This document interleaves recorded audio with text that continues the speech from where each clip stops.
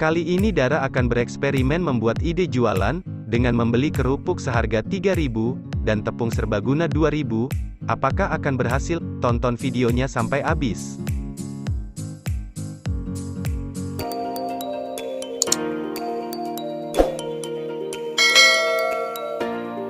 Kali ini Dara akan bercerita tentang seorang tetangganya yang masih SD harus menjadi tulang punggung keluarga. Anak itu bernama Farel, ia tinggal bersama nenek dan pamannya. Ibu dan ayah Farel sejak lama merantau ke Malaysia, sejak Farel berumur 2 tahun, tapi sampai sekarang tidak ada kabar tentang kedua orang tuanya tersebut. Nenek Farel sudah berumur 70 tahun, tetapi neneknya masih bisa mengambil kayu bakar, menanam singkong dan juga membuat kue untuk dijual. Lain halnya dengan paman Farel yang sangat malas bekerja dan sering mabuk. Pamannya juga sangat kasar kepada Farel dan neneknya.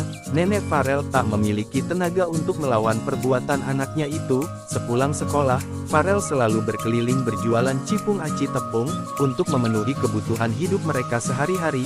Farel hanya bisa berjualan dengan mengeluarkan modal yang minim, tetapi jualannya selalu habis karena rasanya enak dan juga murah. Tetapi kadang uang hasil jualan Farel dipalang oleh pamannya yang selalu menunggu di depan pintu rumah. Farel kerap menolak dan melawan, tetapi ia harus mendapat pukulan dan caci maki, hingga akhirnya Farel hanya bisa pasrah. Suatu hari ada donatur yang berkunjung ke rumah Farel. Donatur itu memberikan bantuan uang sebesar 5 juta rupiah.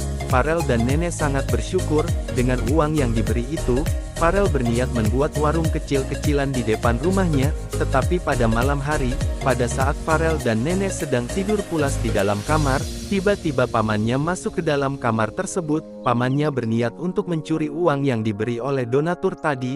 Pamannya berjalan dengan hati-hati ke arah lemari rapuh tempat Farel menyimpan uang itu. Tetapi pada saat pamannya membuka lemari tersebut, celengan kaleng Farel jatuh dan berbunyi nyaring, hingga membuat Farel dan nenek sadar. Mengetahui hal itu, Farel langsung mencegah aksi pamannya itu, dengan berusaha mengambil uang tersebut dari tangan pamannya. Sayangnya tenaga Farel yang tidak sekuat pamannya, ia harus menerima pukulan di bagian pipi. Farel pun berteriak nyaring meminta tolong, tapi mulutnya langsung disekap. Nenek yang berusaha menolong ditendang oleh pamannya itu. Tiba-tiba pintu rumah Farel didobrak. Ternyata beberapa warga sekitar datang untuk menyelamatkan Farel dan neneknya. Paman Farel pun lalu diamankan dan dibawa ke pihak yang berwajib sebagai balasan atas perbuatannya.